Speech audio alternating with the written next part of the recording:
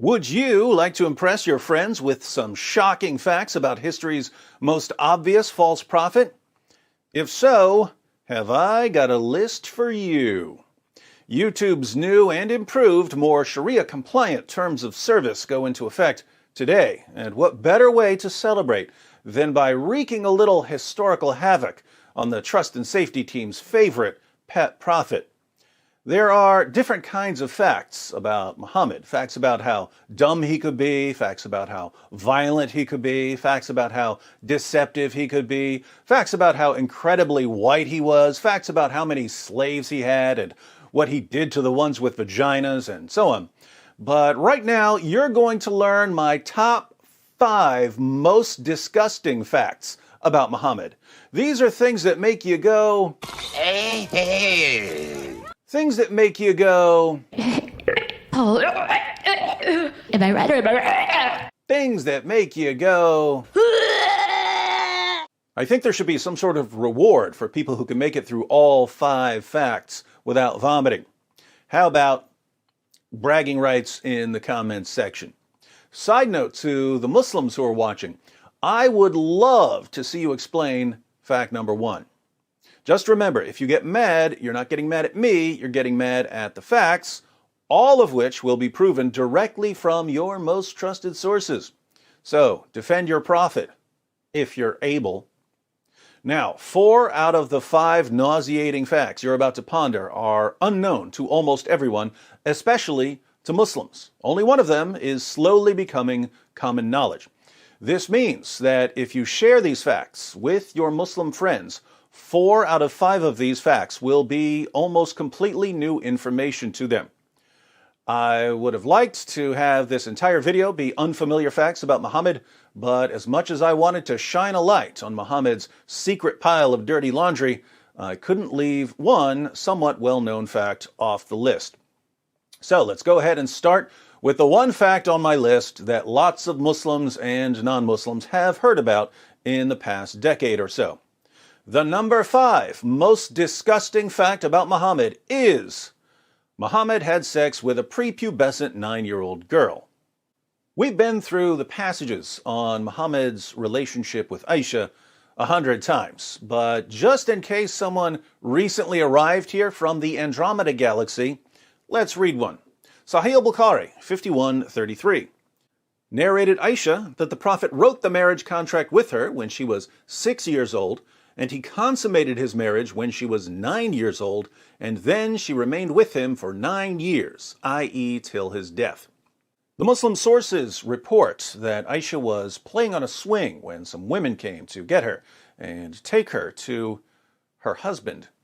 She was carrying her dolls as they led her to Muhammad's house, and we know how things must have unfolded once she got to his house.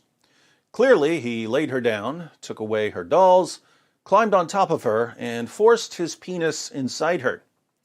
She didn't understand what was happening because no one bothered to tell her about sex. Frightened and confused, she cried because of the pain and bled all over her prophet's bed, but she tried to remain quiet out of respect for her new husband, who, in return, was endangering her life. Muhammad was more than 50 years old when he forced his penis inside his prepubescent 9-year-old child bride. But don't let that keep you from believing that he is, according to Surah 33, verse 21 of the Quran, a beautiful pattern of conduct. Glad we could get that one out of the way. Now for some fun.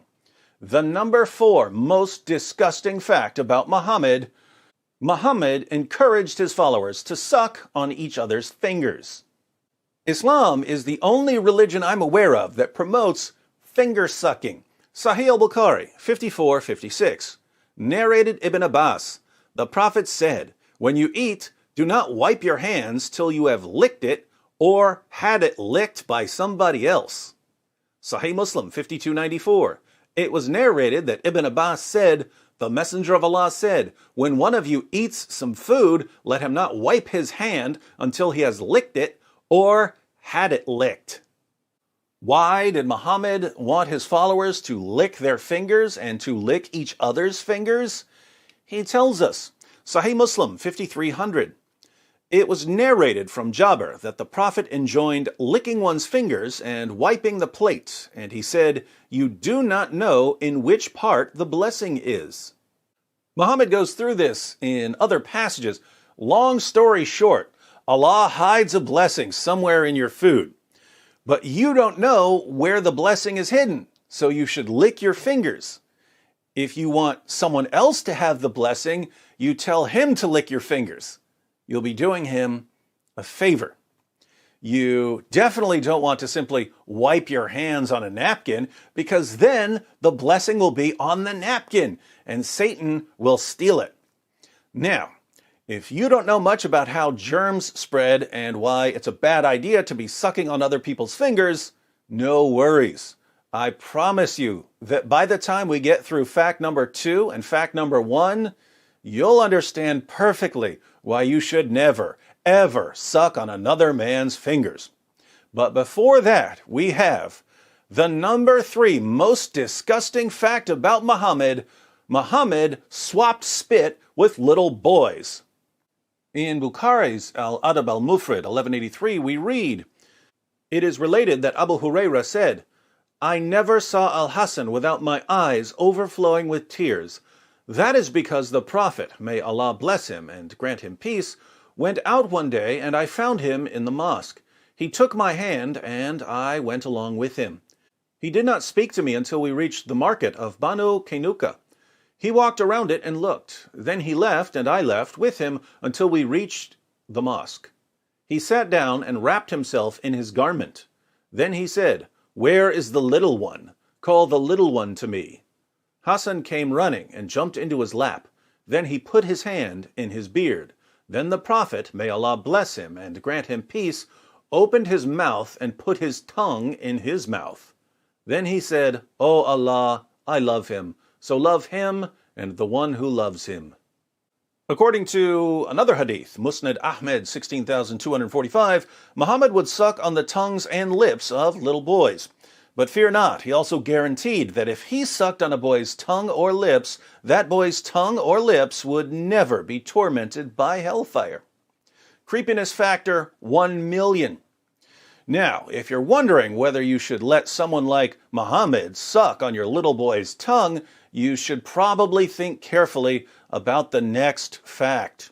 The number 2 most disgusting fact about Muhammad: Muhammad would have sex with 9 women and girls, but only take 1 bath. Sahih al-Bukhari, 5068. Narrated Anas, the Prophet used to go round, have sexual relations with all his wives in one night, and he had 9 wives. Sahih al-Bukhari, 5215. Narrated Anas bin Malik, the Prophet used to pass by, have sexual relation with all his wives in one night, and at that time he had 9 wives. So we're clear on the sex with 9 women and girls part, but check out the chapter heading of this hadith. Whoever had sexual intercourse with all his wives and then took 1 bath only. The Prophet Muhammad, history's greatest man, would have sex with 9 women and girls in one night in Medina, the armpit of Arabia, a city with an average high temperature of 109 degrees in the summer, but would only take 1 bath. Can you think of a problem? It's the smell. Back to an earlier point, let me ask the Muslims here. Suppose you were a companion of Muhammad. Think about being in this scenario. One day, your prophet is having one of his sexathons, but he needs a little energy boost between wife number 5 and wife number 6. So he runs to the nearest food stand for some fresh hummus. Keep in mind, he's not taking a bath until he finishes all 9 rounds. He starts dipping some pita bread in hummus, but he gets hummus all over his fingers. He turns to you and says, "I'd like to give you a blessing. Lick my fingers clean." What do? Before you answer, there's one more fact on our list. The number 1 most disgusting fact about Muhammad: Muhammad was constantly covered in semen. Yeah, I said it. But don't trust me, trust his child bride, Aisha. Sahih al-Bukhari, 232, narrated Aisha, I used to wash the semen off the clothes of the Prophet, and even then I used to notice one or more spots on them. Sahih Muslim 669. It was narrated that Aisha said concerning semen, I used to scratch it from the garment of the Messenger of Allah. Sunan Ibn Majah 537. It was narrated that Aisha said, I often scraped it, semen, from the garment of the Messenger of Allah with my hand. Aisha, the semen-scraping prepubescent child bride. In Islam, she's called the mother of the faithful. Sahih al-Bukhari, 230. Narrated Sulaiman bin Yasser, I asked Aisha about the clothes soiled with semen. She replied, I used to wash it off the clothes of Allah's messenger, and he would go for the salat, prayer, while water spots were still visible. Muslims of the world, why was your prophet always covered in semen? Let me give you the benefit of the doubt and assume that it was his semen. Why was your prophet always covered in his own semen? Masturbation wasn't allowed, so that wasn't the source of the semen. Coitus interruptus was frowned upon, meaning that he wasn't allowed to pull out of his wives or sex slaves. So where was all of this semen coming from?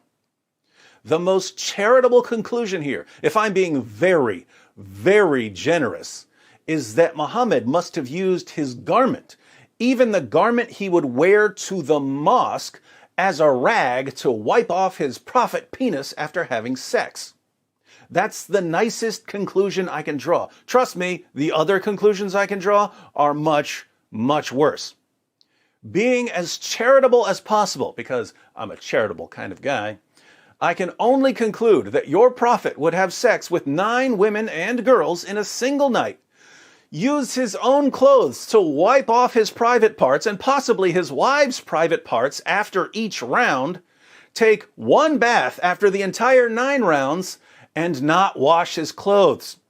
Then he would put his clothes on and get ready to head to the mosque. And Aisha, the semen-scratching child bride, would see the semen stains all over him, so she would stop him and try to scratch off or wash off as much as she could.